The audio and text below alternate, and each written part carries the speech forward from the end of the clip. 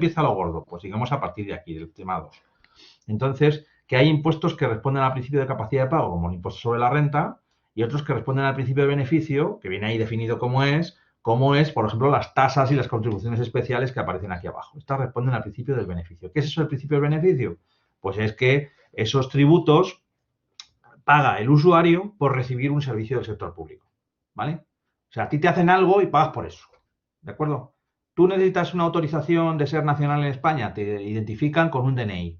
Por darte el DNI te cobran una tasa, ¿vale? Por ejemplo, se entiende como ejemplo, ¿no? Mientras que si pagas un impuesto sobre la renta, lo estás pagando por tener más capacidad de compra de productos. De más renta, pues comprar más. Entonces es el otro principio de capacidad de pago. Eso hay que saberlo. Diferencia entre tasas y contribuciones especiales, ¿vale? E incluso precios públicos, que aparece aquí, sí hay que saberlo. Eso hay que saberlo. No es difícil porque viene con ejemplos aquí puesto que es cada cosa. Básicamente os lo digo yo, es rápido. Una tasa responde al principio de beneficio, pero en la tasa no hay competencia con el sector privado, ¿vale? O sea, tú pagas una tasa, pues te piden el DNI, el DNI solo te lo puedes pedir el Ministerio del Interior, ¿vale? Los precios públicos, cuando sí hay, prestando ese servicio que tú estás pagando mediante un tributo, hay también una empresa privada, ¿vale? Entonces, ¿qué pasa? Pues que ya no se llama tasa, ya se le llama precio público. Es el caso de los precios públicos de la matrícula universitaria, donde hay universidades privadas y universidades públicas, ¿vale? Allá no se llaman tasas, ¿vale? Luego están las contribuciones especiales, que son las típicas que os dije para la internalización de las externalidades, ese concepto que os di, ¿no? Cuando el ejemplo que os puse, ¿os acordáis de que, por ejemplo, un ayuntamiento te hace un parque al lado de tu casa y tu casa sube de valor? Claro, porque tienes un parque al lado, todo zonas ajardinadas y demás, ¿no? Vale, si te hacen pagar una contribución especial, ¿vale? Eso responde al principio de beneficio porque te ha producido un beneficio, ¿de acuerdo? Y es un caso especial de una inversión o una obra pública. Cuando son obras públicas o inversiones ya no se le llama tasa, sino que se le llama contribuciones especiales, ¿vale? Mientras que una tasa por un mantenimiento de un servicio como la recogida de basura, eso ya no es una inversión, ya sabéis que eso es un gasto corriente. Entonces a eso se le llama tasa.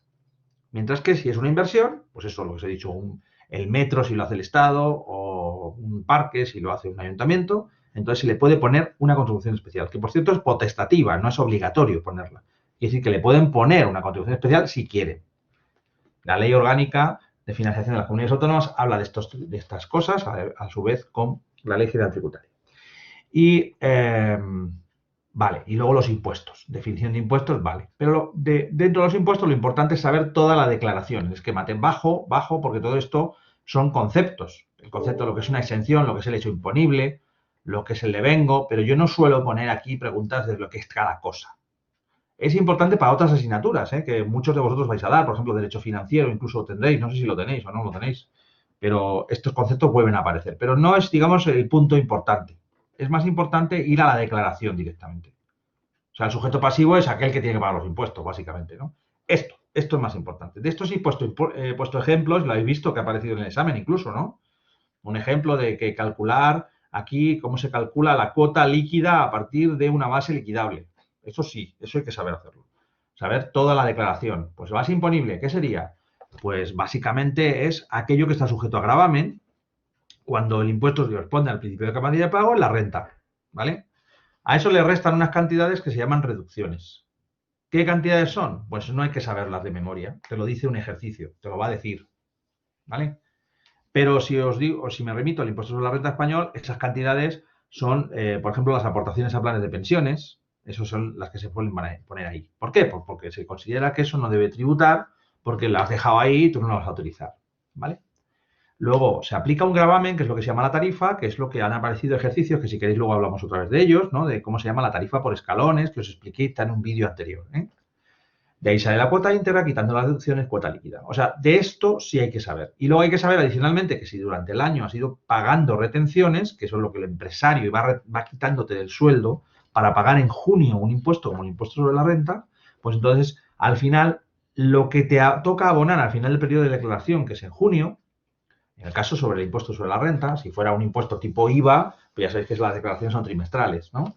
Se llama cuota diferencial. Y la cuota diferencial en los impuestos sobre la renta puede ser positiva si es que te has quedado corto en cuanto a las retenciones, te han ido reteniendo menos de lo que te toca pagar, que es la cuota líquida, O puede ser negativa, ¿vale?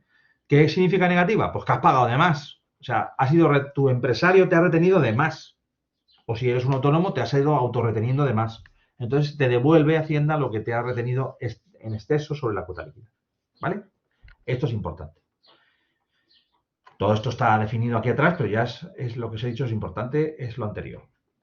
Y luego de los impuestos es saber los principales impuestos, ¿vale? Los principales. ¿Cuáles son los principales? Pues estos son los directos y estos son los indirectos. Que como veis no está todo aquí. Bueno, lo más importantes aquí son el impuesto sobre valor añadido y el impuesto de transmisiones, ¿vale? Esto para transmisiones civiles, ¿vale? Por ejemplo, si vendes tu coche, y esto para transmisiones mercantiles. En cuanto intervenga una empresa ya estás hablando de IVA, ¿vale? Vale, el otro son impuestos especiales, ya es menos importante. Y luego de imposición local, pues ya sabéis, esto ni siquiera lo tendría que decir, porque estos son impuestos que conocéis, el numerito del coche, el vehículo de tracción mecánica, el impuesto sobre la plusvalía o el incremento de valor de los terrenos, el IBI, el impuesto de bienes inmuebles, o el impuesto de actividades económicas que pagan los autónomos, las empresas, ¿vale? Bueno, y ya está, no hay que saber mucho más de ahí. Y luego otro concepto que sí que es importante es aplicar la progresividad legal y la progresividad efectiva. Y esto ya vimos ejemplos la semana pasada. Y ahora, si queréis, volvemos sobre eso, que supongo que me vais a preguntar, ¿vale? Si queréis, ponemos algún ejercicio más de progresividad legal y progresividad efectiva, si os parece. ¿Vale? ¿Te ha quedado más o menos claro? Sí, gracias. ¿Vale? Bien. Entonces, y ahora era la pregunta de tipo de cambio. Tipo de cambio. Vale. Y es aquí, creo que es. Así estas. Un empresario español ha pedido 100.000 mascarillas. Ahora sí me puedo venir aquí y dejarla aquí. Es que si no, si lo hacía así uno por uno es un rollo. A ver si me deja. Ahí. Esta es. En la actualidad, un yuan vale 0,13 euros. Y ahora vamos a ir poniendo una a una y la voy borrando, porque si no es que se me va a quedar muy grande. La primera, A. Copiar. Y me la pongo aquí. Esa es la primera respuesta. Si el tipo de cambio del euro pasa a ser 0,14 por yuan, el empresario sufrirá una pérdida por tipo de cambio. Entonces vamos a analizar la situación desde el principio, ¿vale? Y si un empresario español ha pedido 100.000 mascarillas a China. Entonces, recordemos cómo había que enfocar esto. Teníamos un riesgo que implica que dentro de 3 meses el empresario español que ha pedido las 100.000 mascarillas va a tener que pagar 1.000 millones de yuanes. ¿Vale? De yuanes. ¿Cuándo? Dentro de 3 meses. Bueno, pues 3 por 3, 9. Dentro de 90 días va a tener que pagar. ¿Me estáis viendo la pantalla? Porque yo ahora mismo no os veo a vosotros. Lo voy a poner aquí, no vaya a ser que no se escuche. ¿Se está escuchando lo que digo? Sí, todo bien. Ah, vale, mira, ya lo veo ahí. Vale. Entonces, vamos a ver cuál es el problema. Primero, ¿esto es una posición de pasivo o de activo? Decídmelo vosotros. Porque esto es lo que tenéis que pensar. ¿Es una posición para el empresario de pasivo o de activo? De pasivo, ¿no? Claro, porque tienes la obligación de pagar los 1.000 millones de yuanes. Luego tienes un pasivo en yuanes. ¿Vale? ¿Se entiende esto, no? Lo primero es esto es importante. Es decir, que tengo que pagar en el futuro. ¿Ok? ¿Vale? Y entonces ahora, pensadlo simplemente de una manera objetiva, antes de hablar de riesgo de cambio ni nada. Coño, si yo lo que tengo que pagar, ¿vale? El riesgo es que tenga que pagar más de lo que yo tenía previsto. ¿Vale? El riesgo es que en lugar de, yo tenía que previsto pagar 1.000 millones de yuanes, pero yo tengo euros. ¿Vale? Mi divisa es el euro. Es decir, que yo, al convertir, que no pague más euros de lo que yo pensaba inicialmente. Y para eso te dan una referencia, que es que en la actualidad un yuan vale 0,13 euros. Y hay que ponerlo así, por un yuan. Yuan o renminbi, que es un nombre más raro que se le da, pero que también sirve para denunciar la divisa china. ¿Ok? 0,13 euros por yuan. Vale. Si yo quiero transformar los 1.000 yuanes en euros a día de hoy, en la fecha 0, en 0, yo me puedo hacer un plan de lo que me podría llegar a costar esta operación a día de hoy, ¿vale? Todo lo que cambie de ese plan y me perjudique es lo que se llama riesgo de cambio. Pero primero hay que tener claro el ejercicio. Debo un dinero que es fijo, o sea, los 1.000 yuanes son 1.000 yuanes, lo pone en el contrato, eso no se modifica, ¿vale? Lo que yo tengo que hacer ahora es imaginarme cuántos euros tengo que pagar, ¿vale? Cuántos euros tengo que desembolsar para adquirir los yuanes. Porque los 1.000 yuanes los voy a tener que pagar sí o sí, ¿vale? Es decir, tengo que transformar 1.000 yuanes, voy a poner una Y solo, a euros. Tengo que transformar 1.000 yuanes a euros. ¿Oído? Y la pregunta sería, ¿por qué tipo de cambio tengo que transformar esos 1.000 yuanes? Porque yo voy a tener que pagar, ¿vale? Recordad esta idea. Entonces, tengo que poner algo que al poner los 1.000 aquí, como estos son yuanes, algo por lo que multiplique tiene que llevar debajo al yuan y arriba al euro. Para la hora de multiplicar, digo, porque en otros ejercicios esto puede cambiar, ¿eh? ¿De acuerdo? Estamos haciendo este en concreto, ¿no? Pero en este en concreto, pues habría que saber que este yuan con este yuan se va a ir y nos va a quedar el resultado de multiplicar aquí, van a quedar euros. Es decir, que multiplicando por 0,13 directamente,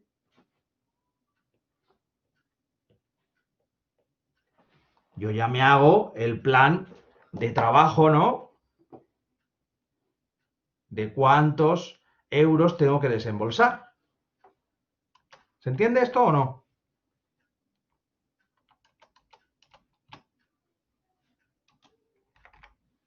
Decidme si sí o no. Sí, se entiende. Sí. ¿Se entiende, no? Es decir, que yo a día de hoy son 130 euros, ¿vale? Lo que voy a tener que desembolsar para adquirir, para tener que pagar los 1.000 yuanes. ¿De acuerdo? Entonces, ahora pensemos en qué va a ocurrir aquí. ¿Qué va a ocurrir? Es decir, que el tipo de cambio que estamos utilizando es este. Cuanto más alto sea el valor del yuan, si esto pasa de 0,13 a 0,14, chungo, ¿no? ¿Qué tengo que hacer? Si esto pasa de 0,13 a 0,14, ¿qué pasa? Decídmelo Que vosotros. estoy pagando más euros por cada yuan. Eso es. O sea, que tengo que desembolsar, imaginaos que es 0,14, pues 140 euros por cada yuan. ¿Vale? ¿Sí? Entonces, ¿el riesgo cuál es? ¿Que se aprecie el yuan? ¿Vale? ¿O que se deprecie el yuan? Vamos a ponerlo de esta perspectiva y luego vamos a ver qué pasa con el euro. Pero primero lo más evidente, lo que tenemos en pantalla. Si yo tengo que pagar, eso es, si se aprecia el yuan, es equivalente a que se deprecie el euro, ¿vale? Chungo para mí, porque en lugar de pagar 130, tengo un exceso de 10 aquí, en este ejemplo concreto que os he puesto, no tiene por qué ser este, pero os he puesto este normal, este ejemplo de que pasa a 0,14, y tendría que pagar 10 euros que no me esperaba, por riesgo de cambio. ¿Vale? ¿Sí? Luego entonces, lo que pone en pantalla, ¿qué pasa con ello?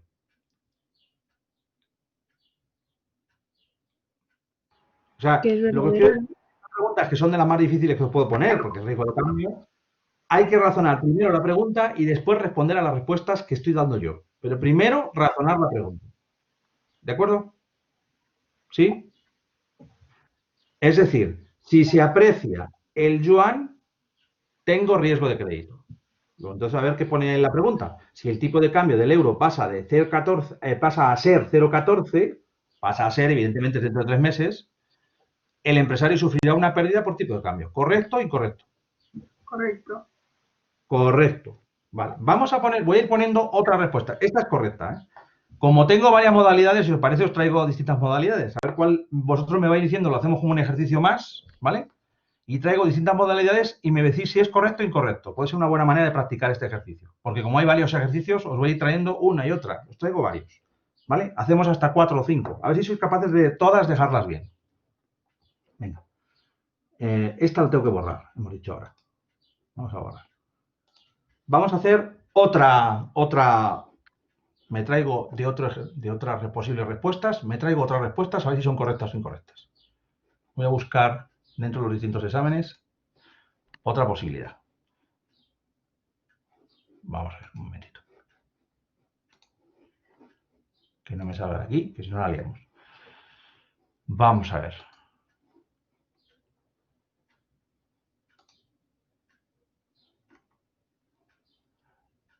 Vale, otra posibilidad que, insisto, no tiene por qué estar dentro del mismo examen, ¿eh? Pero os voy a poner esta a ver qué pasa.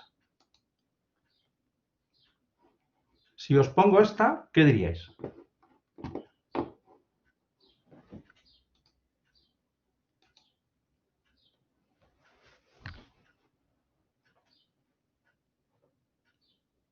Si el euro se aprecia, le beneficia al empresario español.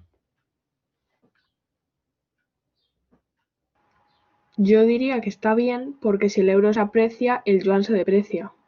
Eso es. O sea, esa es correcta también, ¿vale? La estoy cogiendo porque hay distintas posibilidades que salgan, ¿eh?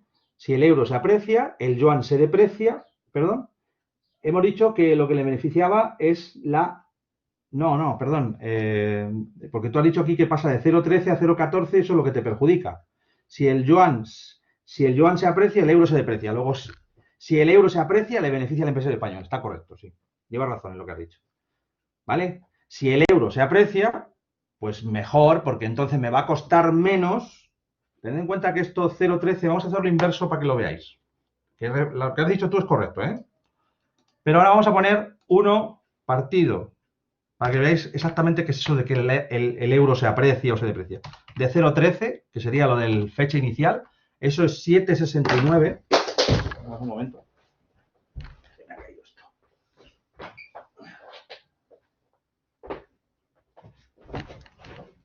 A ver. Esto, puesto en tipo de cambio del euro en la fecha inicial, es igual a 7,69 yuanes por un euro. Lo que he hecho es 1 partido de 0,13, ¿ok? Y 1 partido de 0,14, 1 entre 0,14,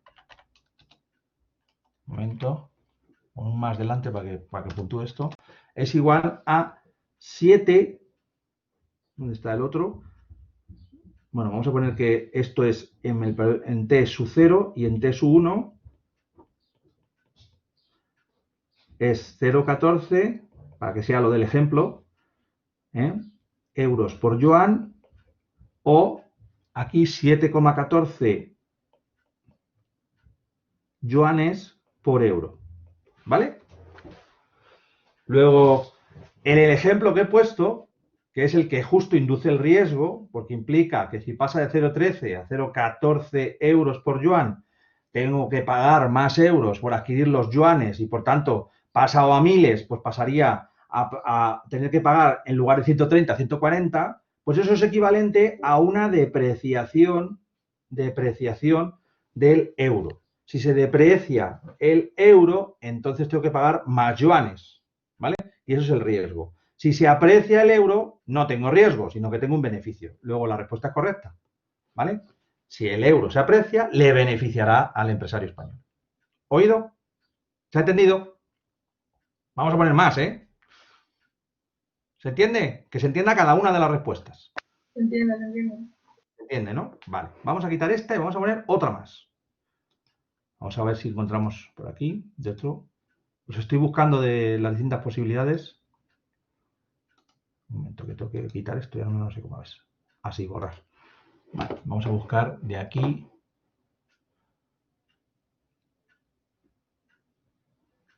Vamos a poner, por ejemplo, esta. Ya la vais a saber más fácil, claro. Ahora ya nos va a costar. Esta. Si el tipo de cambio del euro pasa a ser 7,8, es decir, es como si aquí dijera que ya no es esto, sino que esto es en T1 7,8, pues esto equivale a que, bueno, dímelo tú si quieres, yuanes por euro. Dímelo, ¿qué pasa?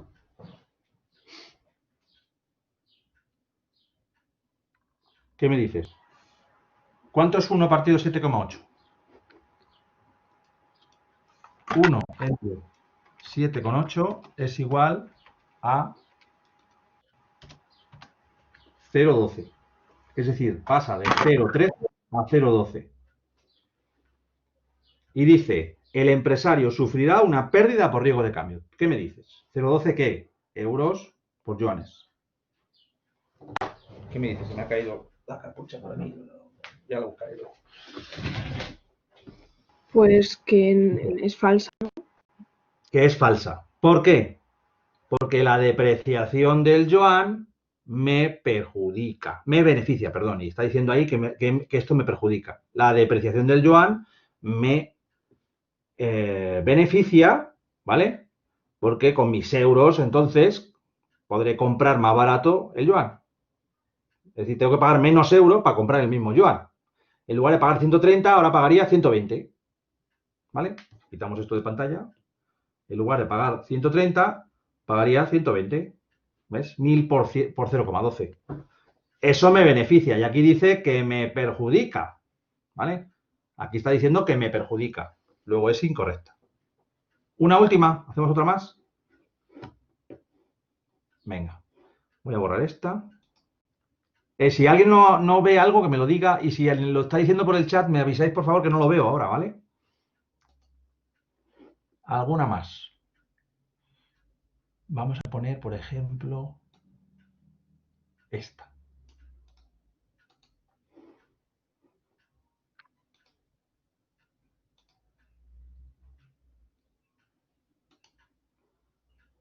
Si el tipo de cambio pasa a ser 0,11 por yuan, el empresario sufrirá una pérdida por tipo de cambio.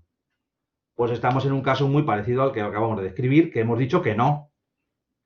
En vez de ser 0,12 es 0,11, ¿vale? Será parecido a 7,8, es decir, que va a ser más que 7,69, ¿vale? Si es 0,11, os lo digo exacto para que lo sepáis, pero si es 0,11, pues vamos a ver, sería 1 partido de 0,11, sería 9. O sea, en lugar de 7,8, pues sería 9 aproximadamente, 9 yuanes por euro, ¿vale?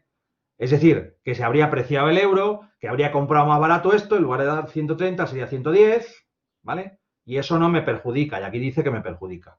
Luego esa también que hay en pantalla, que sería falsa o verdadera. Falsa, ¿no? Falsa, vale, perfecto. Bueno, cogéis un poquito la dinámica del ejercicio. Y solo lo voy a poner de esta manera, ¿eh? Es decir, que una vez que sepáis hacer este, lo podríais hacer con... ¿Queréis que hagamos uno con dólares? Ya hicimos, ¿eh? Pero bueno, un poco para...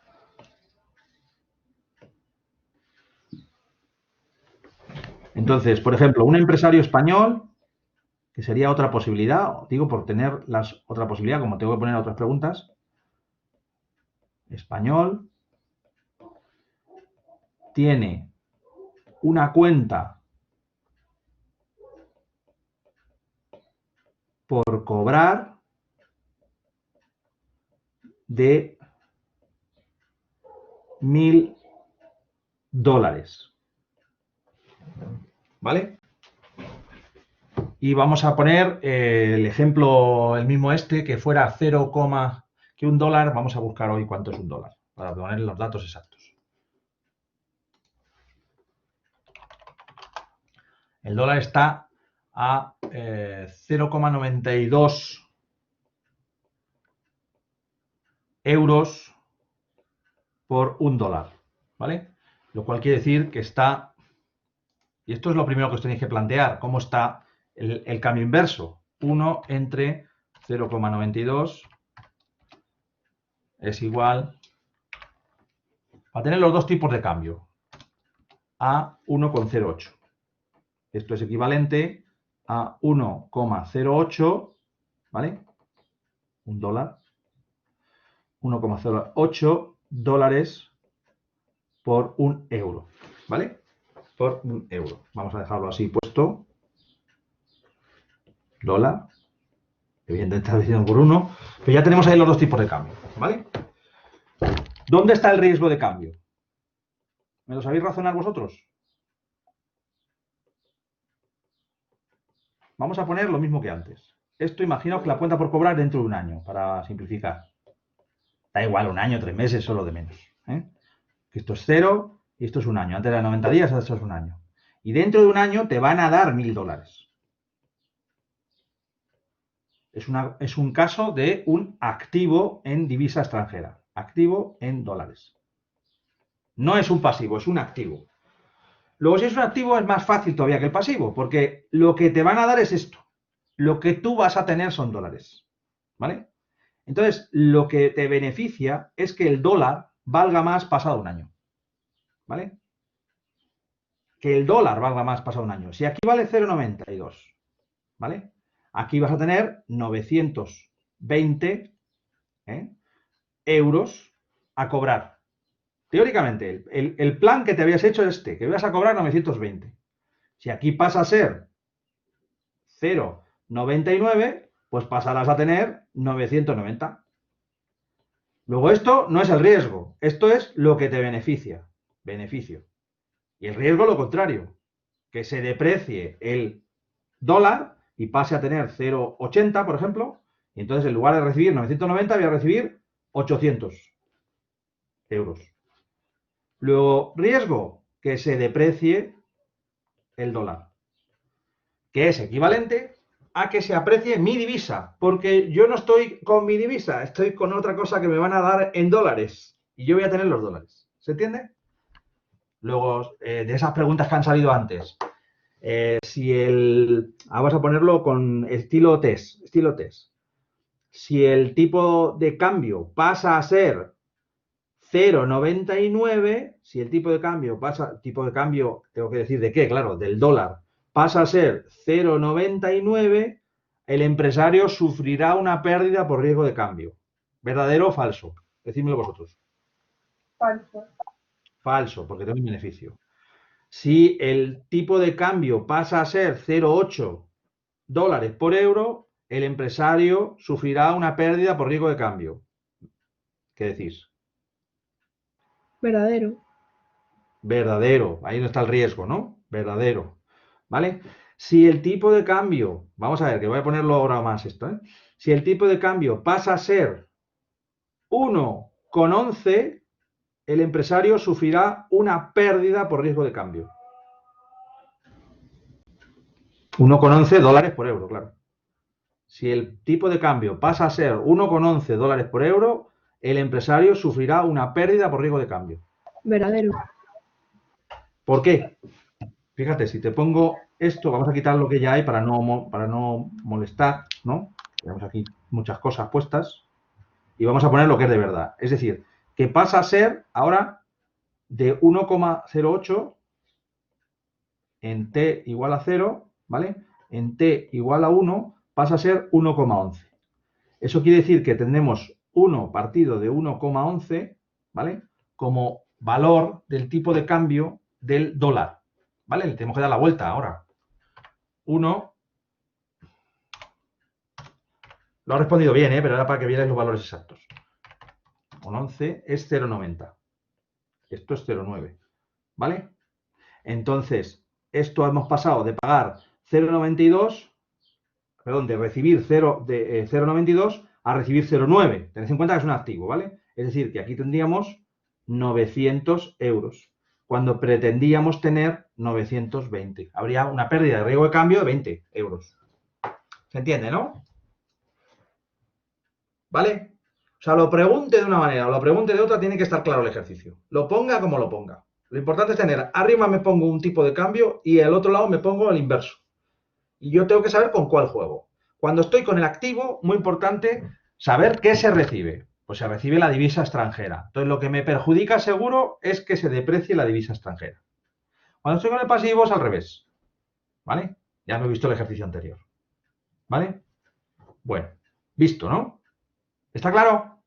Hacemos la... Esta era, ¿no? Bueno, vamos a hacer una cosa, que es, primero voy a deciros cuáles son las posibles respuestas, porque es esta, ¿vale? Que dice, una es, el PIB de precios de mercado se calcula sumando los elementos de la demanda agregada, la renta nacional bruta es 920, y ahora vemos cuál es la correcta, ¿eh? Pero primero vamos a hacer la parte, ¿vale? La renta nacional bruta disponible es 830 y el PIB a precios corrientes es 740. Es decir, que tendríamos que hacer todo esto. Quiero decir, para saber esto. Primero, calcular el PIB, para ver cuál es, a ver si coincide con lo que está diciendo ahí. Calcular la renta nacional bruta, ¿no? Y calcular la renta nacional bruta disponible. Eso es lo que tenemos que hacer, ¿vale? Y luego os digo los resultados, ¿ok? Entonces vamos a hacer esas tres. Esto se hace así, por cierto, cuando hagáis un test, ya sabéis que os ponéis una hoja en blanco. Oye, mira, si me está diciendo por un lado cuál es la renta nacional bruta, pues la voy a calcular. Si decimos cuál es el PIB, la voy a calcular. Y si voy a hacer la renta nacional bruta disponible, la voy a calcular. Y a ver cuál es, ¿vale? ¿De acuerdo? Entonces vamos a hacerlo con lo de arriba. Dice, si las rentas netas procedentes del extranjero son 100, el excedente bruto de explotación, vamos a ir cogiendo las del PIB lo primero, ¿vale? Excedente bruto de explotación, las voy a escribir todos aunque no me hagan falta. Excedente bruto de explotación es 400, consumo público es 80, formación bruta de capital fijo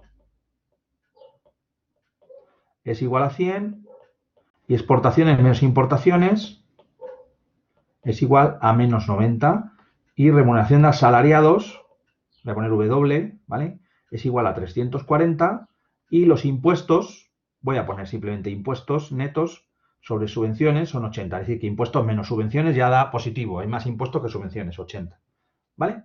Entonces, bueno, tres vías, ya sabéis, para calcular el PIB y tenemos que ver cuál de las vías nos es posible, ¿de acuerdo? Como solo me está dando el consumo público y la formación bruta de capital fijo, me falta consumo privado, o sea, consumo normal, por un lado, y formación bruta de capital fijo me faltaría la variación de existencias, y aunque me dan exportaciones menos importaciones, no puedo calcular la vía de la demanda. Luego había una respuesta, había una, que os la digo de viva voz, pero que el PIB a precio de mercado se calcula sumando los elementos de la demanda agregada. Eso ya que tendríais que responder. Si os lo preguntase verdadero o falso. ¿Qué tendríais que responder? Se calcula sumando los elementos de la demanda agregada. ¿Cuál es la demanda agregada? Consumo más inversión, más exportaciones, menos importaciones. Y quien diga, ¿de dónde está el gasto? Pues el gasto está aquí dentro, el gasto del sector público y la inversión también. No tengo los elementos, porque dentro de la inversión me faltaba la variación de existencia, dentro del consumo también. Luego la respuesta, la A que aparecía, no era correcta. ¿Vale? ¿Está claro? Sí. No se puede calcular de esta manera. ¿Cómo la puedo calcular? Pues con la suma de rentas, porque tengo la remuneración de asalariados y tengo el excedente bruto de explotación y tengo los impuestos netos sobre la producción. Luego tengo 400, o sea, sería el PIB igual a 400 más 340 más 80, ¿vale? 400 más 340, 740. 740 más 80, 800, ¿qué? Los 40 más 800, 820, ¿no? ¿Es así? ¿Está bien? Sí. Vale, ese es el PIB. Vamos a calcular, digo porque luego vamos a decir cuál es el PIB, ¿no? Pues vamos a calcular la renta nacional bruta. ¿Que es igual a qué? Decídmelo vosotros. El PIB más las rentas recibidas de no residentes menos las rentas enviadas a no residentes. Vale, ¿qué me está diciendo ahí arriba que me sirva para el ejercicio? Las rentas netas procedentes del extranjero. Vale. Que son 100, ¿no? Como son netas, quiere decirse que ahí estarían las recibidas, se suman y las otras se restan, pero está hecha la resta ya, ¿vale? Y esa resta quiere decir que recibes más de lo que pagas. Claro, es que esa es la parte que yo me leí porque como ponía directamente procedentes del extranjero, yo creí que se refería únicamente a las rentas. Claro, rentas netas procedentes del extranjero, es que sale positivo, ¿vale? Eso lo hemos hecho así en clase igual, ¿eh? Es que siempre es procedente del extranjero. Si yo te dijera, las rentas netas procedentes del extranjero salen menos 40, ¿vale? Es que estás diciendo que estás recibiendo del extranjero. ¿De acuerdo? O sea, siempre se pone, cuando digo neto, y tanto cuando lo digo aquí, por ejemplo, esto es un neto, esto es un primer neto. Este es un primer neto. Otro segundo neto es este, el de los impuestos, porque estos son impuestos menos subvenciones.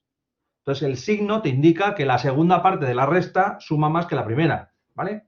Si sale positivo es que hay más impuestos que subvenciones. Si esto sale negativo es que hay más importaciones que exportaciones, ¿vale? Y si este sale positivo, que es el caso, ¿vale?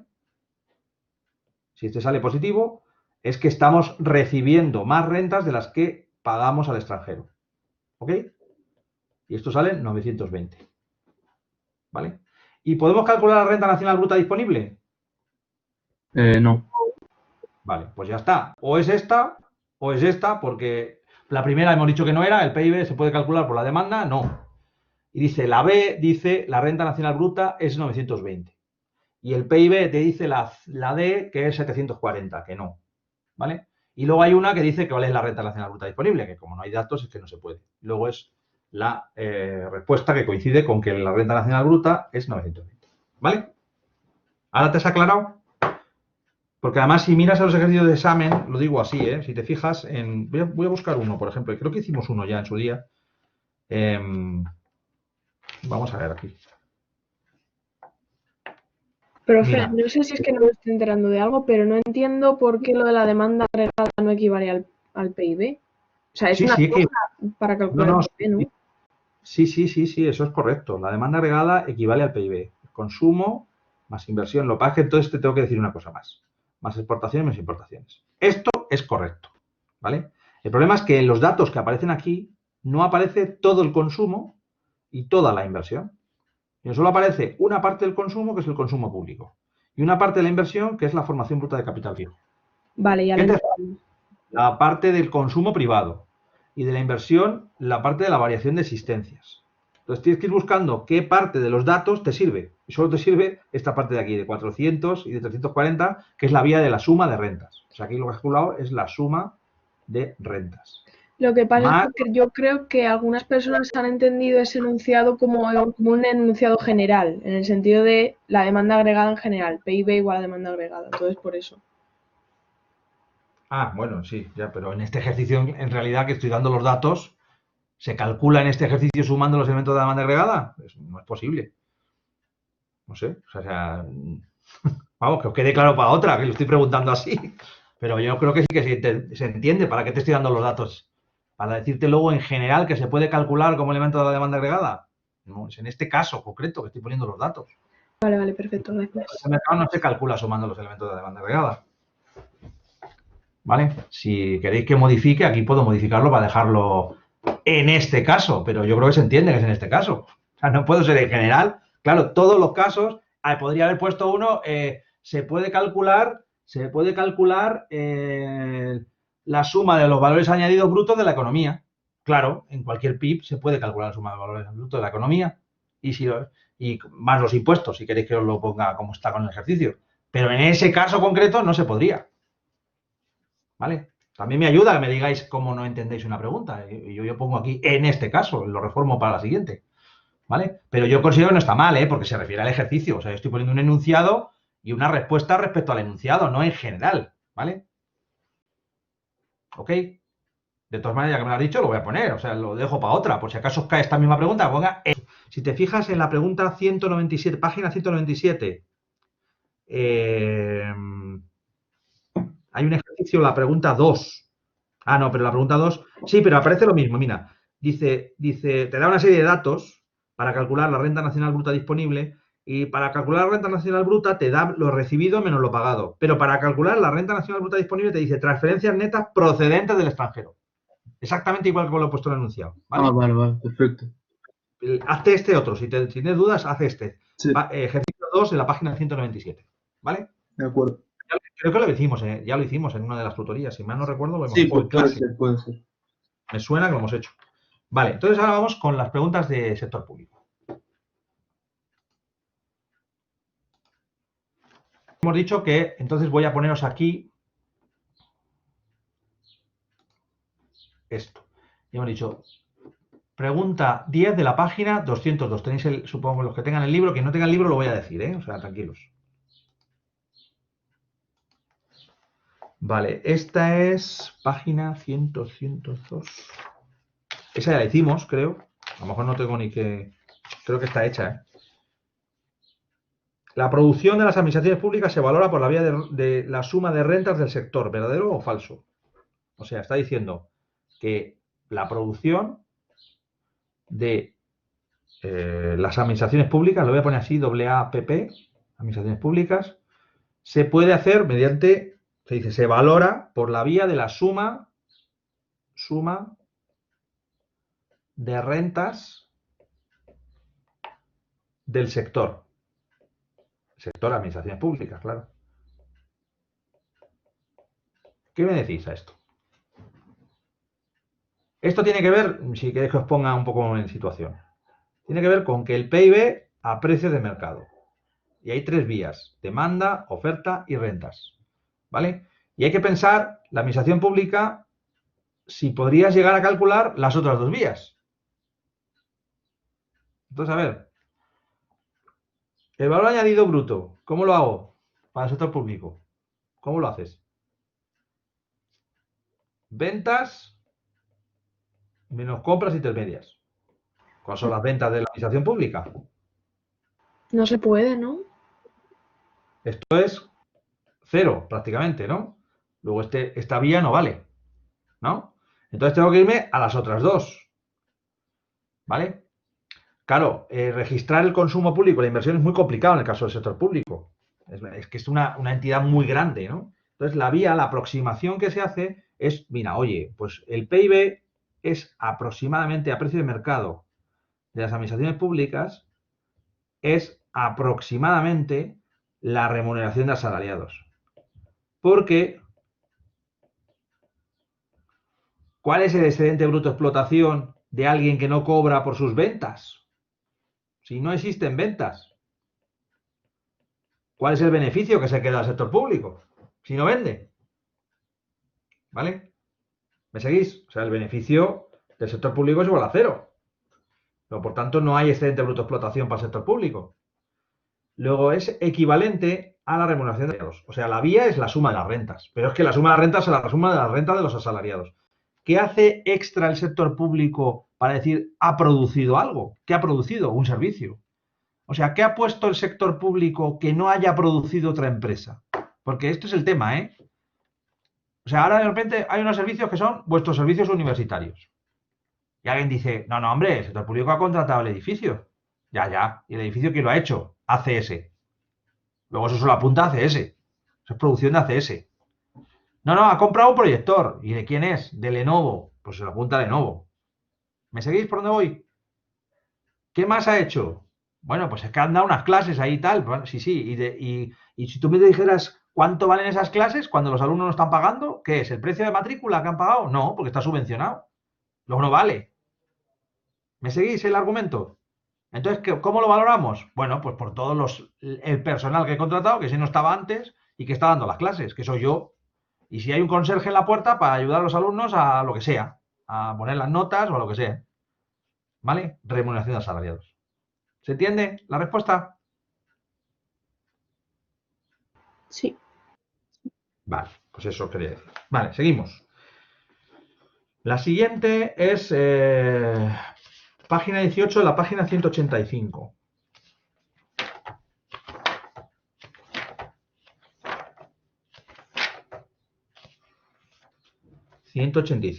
Vale, 18. La selección adversa, vamos a ponerlo aquí, ya no pongo la página ahí directamente, sino que lo utilizo ya aquí directamente para no perder más tiempo. Bueno, borro todo. Vale, te dice, la selección adversa, el problema es ahora saber qué es esto de la selección adversa.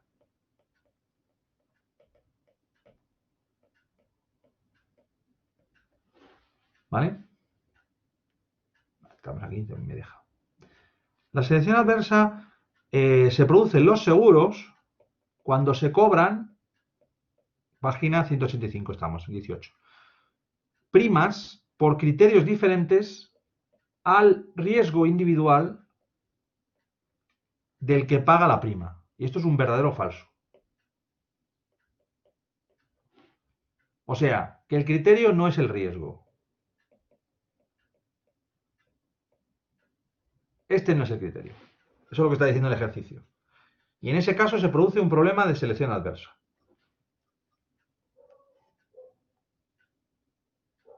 A ver, ¿cuál es el problema de selección adversa? Lo primero de todo. A ver, lo que yo tengo entendido, que igual no, igual, pero bueno. Vale, si no es, lo aclaramos ahora. Dale. Que es lo contrario a cuando cobran primas por el mismo criterio sin tener en cuenta los riesgos de cada persona. Vale, entonces, ¿qué es lo que hacen las compañías? Remítete a lo que hacen de verdad. ¿qué hacen? Pues utilizan otros indicadores aproximativos, por ejemplo, la edad, ¿no? O el sexo incluso a veces. Por cierto, esto si le dejaran las compañías en los coches, utilizarían el criterio sexo, pues las mujeres tienen menos accidentes. Y eso estadísticamente está comprobado. No se puede constitucionalmente discriminar por razón de sexo, pero si le dejaran, estadísticamente utilizarían este tema. ¿Vale? Pero por un tema de medias. Ahora bien, el problema de la selección adversa viene cuando hay un sujeto, por ejemplo, que tiene 25 años, es decir, que no ha llegado, a lo mejor es a partir de los 35, empiezo a decir que tú eres un sujeto prime y vas a pagar menos prima. Y al de 25 le hago pagar más prima. Pero el de 25 lleva ya 5 años conduciendo y nunca ha tenido un accidente. Se está dando cuenta que está pagando un sobreprecio bestial. ¿Vale? Es decir, el problema de la selección adversa es que estás tratando a los sujetos sin identificar su riesgo. ¿Vale? Eso a veces produce lo que se llama un vaciamiento de mercado, un mercado incompleto. Es decir, que este sujeto diga, ya no quiero seguro. En el caso de los coches es muy difícil decirlo, pero en el caso de las motos es directamente que es que yo no me compro las motos. ¿Vale? Pero en los coches es más difícil que pase esto, ¿no? En otros casos se producen discriminaciones directamente, ¿no? Los seguros de salud, ¿no? Seguro de salud, pues mira, digo, mira, tienes 80 años, te pongo una prima bestial. Y ya hay un problema de cómo puedes acceder a esa prima, ya es un problema adicional, ¿no? De equidad. Porque eres muy mayor. ¿Vale? Siempre que sea que te seleccionan por un criterio distinto a tu riesgo individual, aparece el problema de la selección adversa. Que puede generar estos problemas que os digo, entre otros, ¿no? Pero el problema de la selección adversa es ese. ¿Vale? Con lo cual, esto que decía el enunciado, que la selección adversa se produce en los seguros cuando se cobran. ¿Pero se ha entendido lo que he dicho o no? ¿Se ha entendido o no? Sí, yo creo que sí. Entonces vamos a ver, respóndeme a la pregunta entonces. La selección adversa se produce en los seguros cuando se cobran primas por criterios diferentes del riesgo individual del que paga la prima. ¿Verdadero o falso? Verdadero. Verdadero. Puede haber alguna pregunta de verdadero o falso, ¿eh? Esto no descartéis que pueda haber alguna. ¿Vale? Verdadero. O podría haber aquí que hubiera 4 y que fuera una de ellas, ¿no? ¿Vale? Que sería esta. La selección adversa se produce cuando, y sería A, en los seguros se cobran primas por criterios diferentes al riesgo individual del que paga la prima. Esa sería la correcta. Todas las demás incorrectas. Una posible incorrecta, pues cuando se cobran primas por un criterio idéntico al riesgo individual. ¿Vale? Entonces esa no es la selección adversa. O que te hubiera puesto el ejemplo del riesgo moral como un criterio de riesgo de selección adversa. Por ejemplo, te hubiera puesto C. La selección adversa se produce cuando el asegurado hace que se incremente el riesgo de forma voluntaria. ¿Vale? Por ejemplo, rayándose su coche. Eso es un caso de riesgo moral, no de selección adversa. Recordad, que puse ese ejemplo. ¿Vale? Más cosas. Página 5 de la 183. O sea, página, ejercicio 5. Ahí ya sí que tengo que poneros un poquito de gráfico porque es un gráfico. Y entonces, el gráfico hace esto. Bueno, voy a ponerlo en negro esto. Aparece un gráfico y por un lado aparecen los ingresos y por otro los pagos. Yo no sé si hicimos me suena que hicimos algo. Los ingresos hacen así, más o menos, y los pagos hacen así. Digo para que no tengan libro. Más o menos esta figura. Estos serían los pagos, que corresponden a los gastos, y los ingresos, que corresponden a los ingresos. ¿Vale? ¿Vale? Ingresos y pagos de las administraciones públicas. Cuando dice ingresos y pagos de las administraciones públicas, por eso digo que esto es el gasto público y por eso estos son los ingresos públicos. ¿Vale? Porque está diciendo en el enunciado que son de las administraciones públicas. ¿Vale?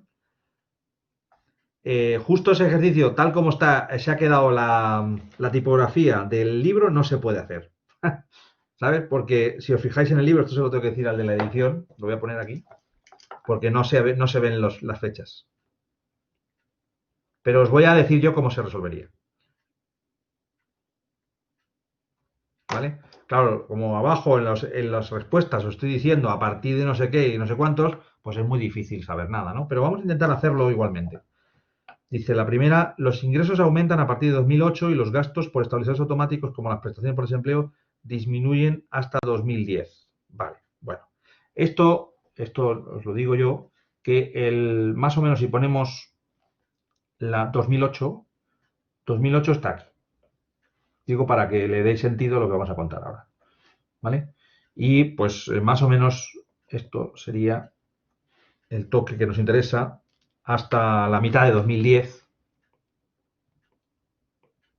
¿Vale? Y entonces ya podríais decir algo, ¿vale? Lo que pasó, esto os lo digo ya, para que, como no tenéis los años, no tiene mucho sentido que nos paremos aquí, pero os digo. Esto, lo que ocurre aquí es que aparece la crisis de la deuda soberana, esto es España.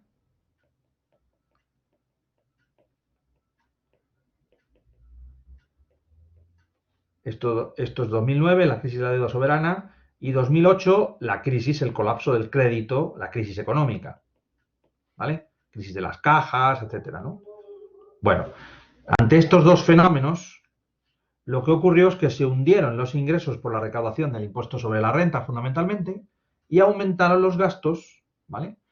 Uno de ellos, el que más aumentó, fue el gasto por prestaciones por desempleo. Luego, por tanto, la respuesta de la que dice los ingresos aumentan a partir de 2008 y los gastos por estabilizadores automáticos, por cierto, aprovecho para decirlo, que viene en la lectura, estabilizador automático, es una figura de gastos o de ingresos que se mueven con el ciclo y que lo que hacen es ir en contra del ciclo. Por ejemplo, las prestaciones por desempleo, en el caso de los gastos. Voy a poner aquí un ejemplo. Prestaciones por desempleo. ¿Vale? Si cae la producción, ¿vale? Hay más desempleo y entonces aumentan las prestaciones por desempleo. ¿Vale? Por lo tal, evidentemente son estabilizadores automáticos porque al aumentar las prestaciones por desempleo aumenta la renta disponible, ¿vale? Con lo cual un poquito ayudan a contrarrestar. No terminan frenando la caída de renta, pero un poco contrarrestan. Liberan renta cuando justo más falta hace. ¿Se entiende esto? ¿Se entiende lo que es un estabilizador automático? Si cuando aparece la crisis cae la renta, los sujetos los echan al paro, cobran el paro y pueden tener algo de renta. Por eso se dice que estabiliza, porque la caída de la renta no va a ser tanto como se preveía. ¿Vale? Cuando hablamos de los impuestos, el estabilizador por excelencia es el impuesto sobre la renta de las personas físicas. Porque cuando cae la renta, lo que ocurre es que cae la recaudación del IRPF. Ya, pero al caer la recaudación del IRPF hay más renta disponible para el sujeto porque tiene que pagar menos impuestos. Luego un poco también compensas esa caída de renta. ¿Vale? No es toda la renta, es una parte que es la renta disponible, pero oye, algo ayuda, ¿no? Y además, si son muy buenos estabilizadores, es que la caída no es solo en número, sino que es en porcentaje. Es decir, que si está cayendo el PIB un 3%, las prestaciones por desempleo pueden llegar a aumentar por encima del 3%. Entonces estabiliza mucho más, ¿vale? Y si la caída de renta es un 2% y el IRPF resulta que cae un poquito más que el 2%, cae un 3%, pues liberan más renta de la necesaria, ¿vale? O sea que son buenos estabilizadores. ¿Se entiende, no? Entonces, la primera A que dice que los ingresos aumentan a partir de 2008, evidentemente no, porque bajan. La A no estaría correcta. Ambas series tienen una tendencia creciente a lo largo del tiempo. Pues no, porque esta ya hemos visto que a lo largo del tiempo primero crece, aquí en este trocito, pero luego decrece. Y esta al revés, esta va creciendo aquí y luego decrece. ¿Vale? Luego, ambas series tienen tendencia creciente, no. C. El hundimiento de los ingresos y despegue de los gastos explica la tendencia alcista del déficit a partir de 2008 hasta la mitad de 2010. Y esto es lo que tendríamos que ver, ¿vale? Os pregunto, aparte de lo estabilizador automático que acabo de contar, ¿qué es el déficit público? Venga, responder cualquiera de los que estéis ahí. Sin miedo, ¿eh? Cuanto mejor respondáis, más aprendéis.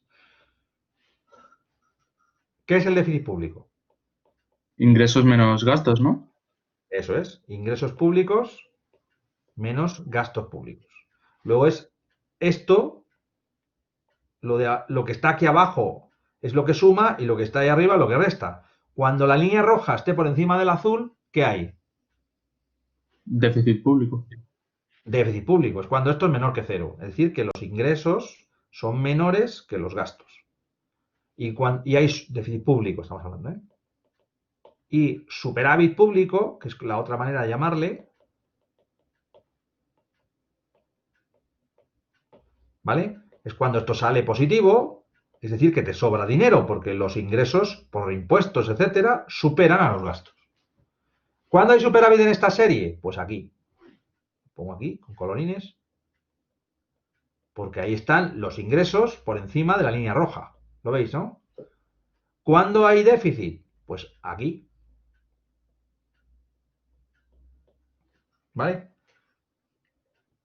Dice, el hundimiento de los ingresos y despegue de los gastos explica la tendencia alcista del déficit a partir de 2008 hasta la mitad de 2010. Lo que pasa es que además, fijaos que esa respuesta es correcta, ¿eh? Repito, el hundimiento de los ingresos y despegue de los gastos explica la tendencia alcista del déficit a partir de 2010. Porque cuanto más se separe la línea roja de la línea azul, más déficit público. Entonces, esto va creciendo. Voy a borrar lo que he puesto dentro, para que veáis que si yo fuera poniendo vectores dentro, cuanto más alto sea este vector, más déficit público. Y llega un punto donde ya no se puede hacer más grande y empieza a decrecer. ¿Vale? Entonces, hasta este momento, el déficit público estaba creciendo, está aumentando el déficit público. Luego, esa respuesta es correcta. ¿Vale? ¿Ok? ¿Alguna duda respecto a esta? No, respecto a esta no. Página 182, que está justo al lado, ¿vale? Ejercicio 2. Sí, No. una cosita, David. Después de hacer esta que vamos a hacer, podríamos también hacer... Es que había una del examen que me acabo de acordar. Sí. Sí que tuve dudas, que era la de la prima de riesgo. Ah, vale, sí, sí. Vale, te digo, mira, vamos a hacerla antes. Porque también es del sector público, pues también. Vamos a hacerla. Te digo, primera cuestión. Vamos a hacerla sin ver, luego te pongo la pregunta, pero te digo, ¿qué es la prima de riesgo o el spread? Spread, prima de riesgo.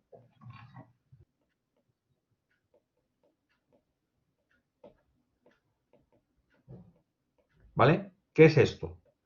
Bueno, pues esto es un indicador que se mide por diferencia de dos rentabilidades, ¿vale? La rentabilidad de la deuda con riesgo, por ejemplo, España, menos la rentabilidad de la deuda sin riesgo o libre de riesgo, que es la de Alemania, por una cuestión convencional, ¿eh? Esto en realidad no responde a ningún criterio técnico. Alemania no es, en estos momentos, ninguna nación que pueda controlar al Banco Central, ¿vale? Pero se ha mantenido un poco el vestigio histórico de que fue el que montó, a través del Bundesbank, se montó el Banco Central y tal. Esto tendría mucha más lógica en un contexto del dólar, porque sí, entonces sería el tipo de interés o la rentabilidad de la deuda norteamericana, del dólar, de Estados Unidos, y la rentabilidad de un bono emitido en dólares, por ejemplo, por México, ¿vale? En ese caso sí tiene mucha más lógica la idea del libre de riesgo, porque sí que controla a Estados Unidos y que controla su divisa, ¿vale? Pero al margen de esto, que es un convencionalismo como otro cualquiera, esto es el spread. ¿Y de dónde sale esto de la rentabilidad? ¿Qué es esto de la rentabilidad? Ya os dije que se podría relacionar precio con rentabilidad. O sea, el precio al que se esté negociando la deuda de España con la rentabilidad de la deuda de España, ¿vale? Esto en realidad, para que lo sepáis para vosotros, no para el examen, esto se hace con referencias emitidas a un plazo residual de 10 años y en el mercado secundario. Es decir, no estamos en el mercado primario. Es decir, sale de precios negociados por demanda o oferta, ¿vale? Y os puse un ejemplo para que entendiese lo de la rentabilidad que tenía que ver con una letra del Tesoro. Es decir, que si una letra del Tesoro aquí paga 1000 y os dije que vierais un vídeo, ¿os acordáis, no? Y aquí tenemos 980 y esto es un año, pues la rentabilidad es igual a 980 más 980 por la rentabilidad y por 1, pero ahí no hay que decirlo, ¿no? Es igual a 1000. Eso es lo que estoy diciendo. Y estos son lo que se llamamos los intereses de la operación. Pues si despejas de ahí, te sale que esto puede sacar factor común. Vamos a hacerlo para que lo tengáis. Lo repito de la semana pasada para que alguien que tenga dudas que no lo dude. Entonces quedaría 980 por 1 más R, ¿vale? Igual a 100, a 1000. Entonces, despejando, te sale que esta rentabilidad es igual a 1000 partido por 980 y menos 1. ¿Pero qué es 980? El precio. Es decir, que la rentabilidad es igual a algo partido por el precio. Luego ahí viene la relación inversa entre precio y rentabilidad. Cuando aumente el precio, disminuye la rentabilidad. ¿Vale? Hay una relación justo precio-rentabilidad. ¿Ok? Pero bueno, ya tenemos todos, yo creo que todos los elementos para conocer la pregunta. Primero, ¿qué es el spread? Diferencia de rentabilidades, entre con riesgo y sin riesgo. Segundo, la relación inversa entre precio y tipo de interés. ¿Vale? ¿Sí? ¿Razones por las que el spread puede crecer? Porque crece la rentabilidad de España y eso va a tener que ver con lo contrario de lo que he puesto ahí, es decir, que bajen los precios de la deuda española. Perdón, a ver, que bajen los precios, que disminuya el precio. Voy a ponerlo bien para que se... ¿Vale? Que disminuya el precio. ¿Vale? Y en cuyo caso aumenta la rentabilidad. Ese es un primer factor de que aumente el spread. El segundo factor es que disminuya la rentabilidad de Alemania, que va a estar relacionado con que aumenten los precios de Alemania. Y esto siempre es oferta y demanda. ¿Cuándo bajan los precios? Cuando esto no lo quiere la gente. ¿Vale? Dicho así, fuerza vendedora. ¿Cuándo aumentan los precios? Cuando la gente tiene mucha apetencia por la deuda alemana. Por ejemplo, ahora con el coronavirus. ¿Vale? Y en ese caso se hunde la prima de riesgo. O sea, perdón, se hunde la rentabilidad. ¿Cómo puede influir la prima de riesgo? Pues que si aumenta esto y disminuye esto, pues sube el spread. Esas son las razones por las que puede aumentar la prima de riesgo. Por eso ahora el Banco Central se está poniendo aquí como loco. Esto es lo de los 750.000 millones que anuncia Lagarde. Que es, me pongo a comprar como loco para hacer que el precio no se hunda. O sea, me pongo de contrafuerza a los que están vendiendo. Si me pongo a comprar, los precios tienden a estabilizarse o incluso a crecer y entonces el tipo de interés de esa deuda, la rentabilidad de esa deuda, tiende a disminuir. Entonces el spread lo contengo, lo bajo. ¿Vale? Bueno, sabemos ya todo lo que tiene que ver con el spread. Vamos a ver la pregunta que tú me decías. A ver si la encuentro. Entonces, por tanto, sí, por ejemplo, en el caso de España, si bajan los precios de Sí. España y sube, por tanto, la rentabilidad de la deuda, entonces aumenta la prima de riesgo. Siempre y cuando Alemania no aumente. Ah, o ¿Vale? sea, Lo que, vale. ¿sabes? Lo que pasa es que son fenómenos que no están separados. En principio, en condiciones normales, los mercados secundarios no deberían estar conectados. Pero cuanto más crisis haya en la zona, como es una zona integrada, más se conectan. Es un fenómeno que se llama de contagio. Es decir, que lo que pasa en Alemania, lo que pasa en España, no es independiente, sino que la gente deja de comprar, deja de tener posiciones en deuda española, ¿vale? Vende en España y va a Alemania. ¿Vale? Entonces se producen los dos fenómenos a la vez. Aumenta la de España, la rentabilidad de España y disminuye la de Alemania. ¿Vale? Y esto ha pasado en medio de la crisis. Y por eso ha tenido que intervenir el Banco Central. ¿Vale? Se conectan los mercados. A veces se conectan mal, chungamente. Que es, por ejemplo, cuando en Grecia, año 2009, declara Papandreou que le han hecho las cuentas mal y que tiene un déficit muy por encima de lo que han declarado, ¿vale? En ese caso, la gente dejó de comprar en Grecia y se fueron a Alemania. Y pasó esto. Pero en España no se estaba poniendo en cuestión nada. O sea, es como que España, la primera parte de 2009, esto no cambió. Sin embargo, el hecho de que cayese la TIR de Alemania, que se llama así, la TIR, ¿vale? Si alguien lo quiere saber, la TIR o la rentabilidad es lo mismo. Rentabilidad, el concepto correcto financiero es rentabilidad a vencimiento, ¿vale? Porque es justo si esperas desde aquí hasta el vencimiento, ¿vale? El hecho de que la gente deshiciera posiciones griegas para irse a Alemania hizo caer la TIR de Alemania y España aumentó su prima de riesgo. ¡Ay, qué putada para España! Porque estaban diciéndole que tenía más riesgo sin que a él le tocase de cerca nada. En la primera parte, en 2009. Luego ya después vino lo de las cajas y ahí ya sí que empezó a haber tensiones en la propia TIR española. ¿Vale? Pero en la primera parte se comió la subida de la prima de riesgo sin comerlo ni beberlo. ¿Vale? Y esto ya está dicho por mucha gente. Y ahora que estoy yo terminando el libro del euro de Stiglitz que os recomendé, os recomiendo que os lo leáis porque es un tipo que sabe mucho. Bueno, es premio Nobel, ¿no? Pero aparte de todo, es que ha vivido su experiencia del Banco Mundial y lo dice muy claramente. Cómo no se solucionan cosas que deberían solucionarse como esta. El tema de las distintas diferenciales que están pagando los países por el hecho de estar ahí, al acecho de los mercados secundarios, los distintos inversores, ¿no? Se producen estos problemas. Esto es un gran problema, ¿no? Y luego le obliga al Banco Central, además, a intervenir. ¿Vale? Bueno, entonces vamos a hacer el ejercicio que os decía. Vamos a ir aquí. Entonces, me parece que estaba en este examen. O sea, tú sí eres el de la prima, te tenías lo de la prima riesgo. Que no sé si estaba en los 2 o 3 que hice. Aquí está. Aquí está. Sí, creo que este sí estaba en todos. Me suena. Y aquí había, voy a compartírtelo, ¿vale? Porque necesito pasar al otro lado.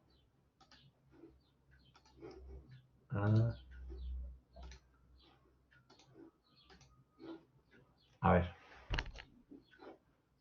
Y tengo que hacer este, ¿no? Era este, ¿no? Sí, era ese. Entonces, vamos a ponerlo aquí en grande. Fíjate que esto que aparece aquí, cuando pone rendimiento porcentaje, ¿vale? Como se está grabando, está bien que esto lo hagamos, porque así lo ve la gente si tiene dudas. Vamos a ponerlo así. De momento lo pongo así más grande para que se vea el cuadro, luego lo pongo un poco más chico. ¿Vale? La primera parte que aparece aquí, rendimiento porcentaje, ¿vale? Esto que aparece aquí es menos 0,19%, ¿vale? ¿Y esto qué es? La TIR, la rentabilidad, que os he dicho antes como R. ¿Y esta cuál es la rentabilidad? La rentabilidad de Alemania. Y la rentabilidad de España es esta, 0,47. 0,47 menos 0,19, es decir, 0,47 más 0,19, aplicando los signos, ¿vale? Es justo la prima de riesgo de España, que aparecerá aquí, en puntos básicos. Es decir, esto será 0,66%. En puntos básicos, 66%. ¿Lo entendéis? O sea, es 0,47 más 0,19, 66 puntos básicos, ¿vale? El año siguiente, 0,23 menos 0,44, 67 puntos básicos. ¿Vale? ¿Se entiende, no? Sí. Y esto, simplemente la interpretación es, aquí ha aumentado la prima de riesgo, aquí ha vuelto a aumentar la prima de riesgo, ¿vale? En este país, en cambio, aquí ha disminuido, ¿vale? Si os fijáis, en Alemania no hay prima de riesgo. ¿Por qué? Porque como se resta siempre respecto a Alemania, no hay prima de riesgo, ¿vale? Pero Holanda, respecto a Alemania, pues sí, ha bajado la prima de riesgo aquí de 18 al 20 y del 20 al 4 de marzo, que ya estaba todo el lío, ¿vale? Del 20, justo porque el 4 de marzo del 20 ya estaba el lío del coronavirus, pues ya ha subido la prima de riesgo. Y aquí ha subido la prima de riesgo. Y aquí no te digo nada en Grecia e Italia, ¿no? Estos dos. Aquí bajó entre el 18 y el 20, ¿vale? Pero ha vuelto a subir ahora.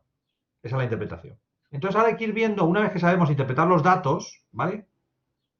Saber interpretar los datos. Esto de en medio no os pregunto nada en la pregunta, pero si alguien me quiere decir esto, ¿qué es?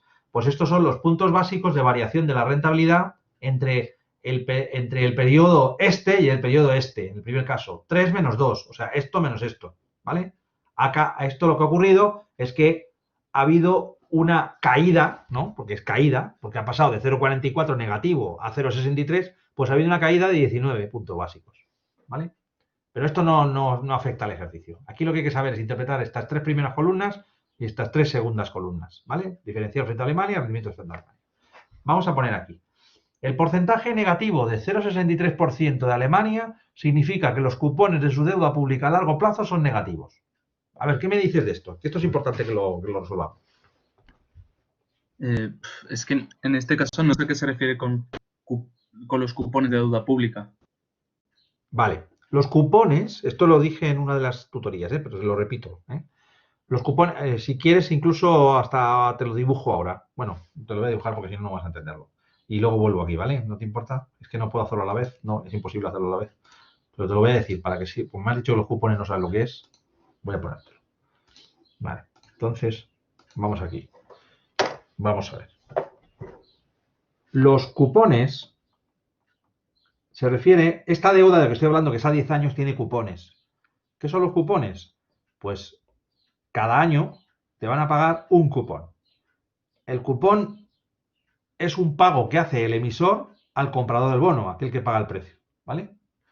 ¿Qué pago es? Será muy pequeño, va a ser 0,1%. Los cupones no te los pueden poner negativo. Los cupones seguro que no los van a poner negativo, nunca. Porque te tienen que pagar algo, si no, ¿cómo vas a comprar tú eso? ¿Vale? Luego un cupón siempre positivo. El último cupón se paga en el 10º año y va a ser otro 0,1% más el nominal, que ese es el 100%, que también te lo dan. O sea, el último año te dan 100,1% sumando el cupón y el nominal. ¿Vale? ¿Entiendes lo del cupón ya, no? Entonces, una cosa es que la rentabilidad, bueno, voy a ponerlo con el mismo símbolo de antes. La rentabilidad puede ser negativa y puede pasar, ¿vale? Y otra cosa es que el cupón tenga que ser negativo. El cupón o es 0 o es mayor que 0, ¿vale? Ahora, la rentabilidad puede salir negativa, claro que sí, porque en esta operación pues va a depender también de cuánto precio he puesto aquí. Imagínate que aquí he pagado 112% para recibir 100 aquí y luego unos cupones muy chiquititos. Pues me ha salido mal la operación. Y tengo unas rentabilidades negativas. En la letra del tesoro, era el ejemplo que os ponía, en la letra del tesoro donde no hay cupones, pues hay gente dispuesto a pagar 120% para recibir 100. O sea, dispuesto a poner 1.200 euros para recibir 1.000. Y diréis, ¿es tonta los inversores? ¿Son tontos? Pues si fuesen tontos, entonces no pasaría lo que acabáis de ver, que es que la deuda alemana... Voy a pasarme aquí para que lo veáis. Voy a poner datos reales.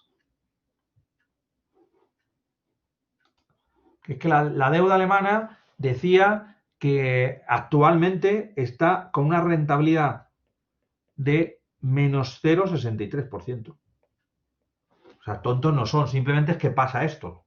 Y porque la respuesta es que sería, ¿por qué está dispuesta la gente a hacer operaciones de este tipo o de este tipo? Es decir, 112 aquí para recibir 100. Pues porque tienen mucha apetencia por esta deuda por otros motivos que por la especulación. Apetencia por motivos de liquidez. Porque cuando ocurren estas crisis, la deuda hace falta para atender a los pagos inmediatos como si fuera dinero. Recordad que forma parte de la M, la propia deuda pública, ¿vale? De la masa monetaria. Es decir, hace falta deuda pública, deuda más otras cosas, el efectivo en manos del público, los depósitos, ¿vale? Podría haber una M4 ampliada donde estuviera la deuda pública, porque se puede vender, ¿vale? Entonces, para atender obligaciones, para más cosas, para el caso de los bancos, para poder acudir ahora a toda la financiación que le está dando el Banco Central Europeo, necesitan presentar colaterales, garantías, y eso es la deuda.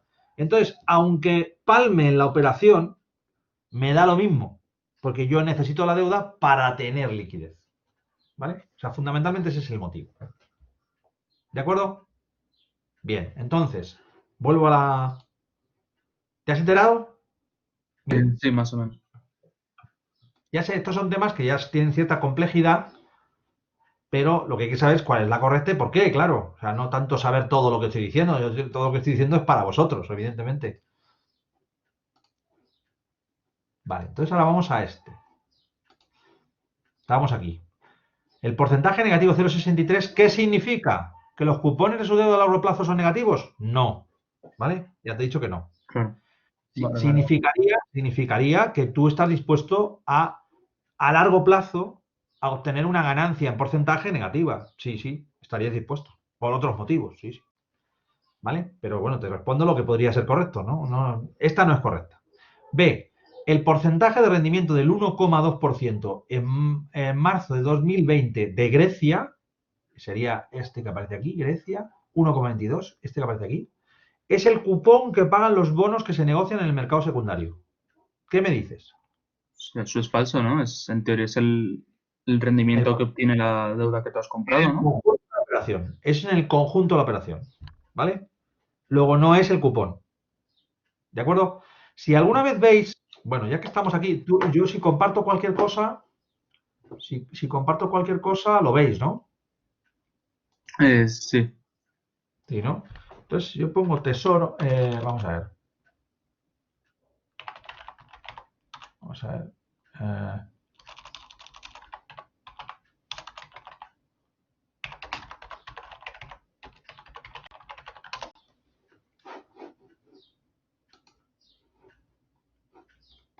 Mira, esto que os acabo de poner, a ver si logro meterme en alguna. Esto que aparece aquí como rentabilidades de la última subasta, fijaos, pone letra a 3 meses. Esto es un bono cupón cero como el que os he dispuesto antes para contrastar veis que están en rentabilidades negativas. Estas letras a 3 meses se están comprando pagando más del 100% para recibir el 100%. ¿Vale? Eso es el caso. Pero luego tenéis obligaciones indexadas a 11 años con tipos de interés negativos. ¿Vale? Tipos de interés negativos. Eso quiere decir que también esa operación están perdiendo. Pero si yo me fuera a... Vamos a ver si tengo por aquí subastas. Resultado de la última subasta. Vamos a poner bonos del Estado. Fijaos, un bono a 3 años, que aparece aquí, esto es datos reales del Tesoro, que estáis poniendo aquí, ¿vale? Fijaos, un bono a 5 años, para que entendáis mejor, porque aparece aquí, denominación 1,30, rentabilidad, que va a venir por aquí en algún sitio, déjame que lo busque, que es lo que se llama el tipo de interés medio, 0,52, 0,59. Esta deuda a 5 años tiene una rentabilidad positiva de 0,59% y un tipo de interés en el cupón de 1,30. Mientras que estas de aquí, fijaos, se han sacado con tipos de interés 0%, o sea, no te dan nada, no es negativo, pero es 0%, y una rentabilidad de 0,22, 0,26 en este caso, y 0,41 en este segundo, ¿vale? Esto depende del momento que se emitieron, evidentemente, fijaos, esta se emite en el 11 del 4, 16 del 4, o sea, ahora, ¿vale? O sea, un poquito hace el mes pasado, y vence el 30 del 4. Y esta de aquí vence mucho más tarde, el 31 del 1 del 25, y esta en el 23. Esta es a 3 años y esta es a 5, ¿vale? Y fijaos qué rentabilidades más bajas, 0,28, 0,41. Pero una cosa es la rentabilidad, otra cosa es el cupón que aparece arriba, que es lo que te va a pagar cada año. Aquí positivo y este cero, ¿vale? ¿Ok? Bueno. Luego, entonces, seguimos en esto. El porcentaje de rendimiento del 1,22 en marzo de 2020 de Grecia es el cupón que pagan los bonos. No, correcto. Se ha cambiado ya sabéis que es aleatorio y se cambia el orden de las preguntas, se cambia todo. Mira, me ha salido otra pregunta distinta, ¿lo veis, no? No, es eso, que se ha cambiado el orden de la B y la C, creo. No solo la B y la C, sino que se ha cambiado todo. Han cambiado también la pregunta, pero no pasa nada, para que veáis que cuidado a la hora de hacer las respuestas, no digáis y chivéis, ¡es la B! Porque entonces la podéis cagar, ¿vale? Porque veis que ha salido otras cosas, ¿no? La A ha salido igual, ¿no? La A, el porcentaje negativo no, solamente se han cambiado el orden, ¿no? Es que en otros casos lo que hace es que cambia la pregunta, Sí, parece que se ha cambiado el orden solo. Vale, no, sí, solo el orden, sí. La primera hemos dicho que no era, esta hemos dicho que tampoco, porque el cupón no es el 1,22. Vamos a hacer el B. El diferencial para Italia de 186 puntos básicos en marzo de 2020 es el spread soberano medido como diferencia entre la rentabilidad de vencimiento de los bonos a 10 años de Italia y Alemania. Entonces, ¿este 186 qué es? La diferencia entre, para Italia, de 186. ¿Dónde está el 186? Que no lo veo ahora mismo. 186 no está. En donde la parte de Grecia, en la última fila. Ah, la pero esto antepenúltima. no es de Italia. Pero esto no es para Italia. Si fuera para Grecia, En ese caso sí. sería correcto. Si fuera para Grecia sería correcto, pero entonces tiene que haber otra que es correcta, a ver si es que hay alguno que está mal en la pregunta. Vamos a ver si tendría que ser la D, porque las otras no están bien. Si no es que está esto incorrecto, eso tendría que mirarlo. D. La prima de riesgo de Alemania ha crecido desde 2018 hasta la actualidad, y eso no es correcto. Luego esto está mal, porque esto es Grecia, Claro. Tengo que corregir esta pregunta, Pues la tengo que recorregir a todos. ¿No lo veis? Que el 186 es Grecia, no es Italia. disculpadme porque esto es